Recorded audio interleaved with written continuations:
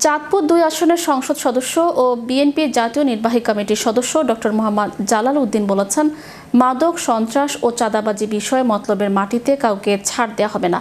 শনিবার দুপুরে চাঁদপুরের মতলব উত্তর উপজেলার ব্রাহ্মণচক গ্রামে মতলব উত্তর উপজেলা বিএনপির সাবেক সভাপতি অ্যাডভোকেট ফজলুল হক সরকার হান্নানের প্রথম মৃত্যুবার্ষিকী উপলক্ষে আয়োজিত আলোচনা সভা ও দোয়া অনুষ্ঠানের প্রধান অতিথির বক্তব্যে তিনি এসব কথা বলেন।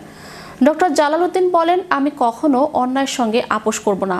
তিনি আরও বলেন, এই মতলবে কোনো মাদক ও সন্ত্রাসের ঠাঁই হবে না। মতলববাসীর সহযোগিতায় আমরা এই অঞ্চলকে মাদক, সন্ত্রাস ও চাঁদাবাজি মুক্ত করব। উন্নয়ন প্রসঙ্গে তিনি বলেন, আমি জাতীয় সংসদে চাঁদপুর ২ আসনের উন্নয়নের জন্য বিভিন্ন গুরুত্বপূর্ণ বিষয় তুলে ধরেছি। মতলববাসীর দীর্ঘদিনের স্বপ্ন মতলব গজারিয়া ঝুলন্ত সেতু বাস্তবায়নের বিষয়টি জোরালোভাবে উপস্থাপন করেছি। এছাড়া এলাকার সড়ক যোগাযোগ ব্যবস্থার উন্নয়নের বিষয়েও কাজ করছি। ডক্টর জালাল উদ্দিন আরও বলেন, ধনাগোদা নদীর ওপর কচুরিপানা জমাট বেঁধে থাকায় লঞ্চ সহ বিভিন্ন নৌযান চলাচল ব্যাহত হচ্ছে। এ সমস্যা নিরসনে দ্রুত প্রয়োজনীয় ব্যবস্থা গ্রহণ করা হবে বলে জানান তিনি।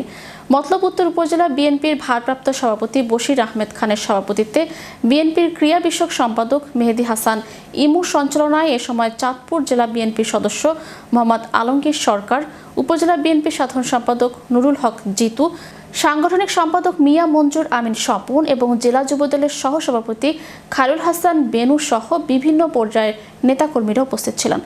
সভায় বক্তারা অ্যাডভোকেট ফজলুল হক সরকার হান্নানের রাজনৈতিক অবদান স্মরণ করেন এবং তার আত্মার মাগফিরাত কামনা করেন।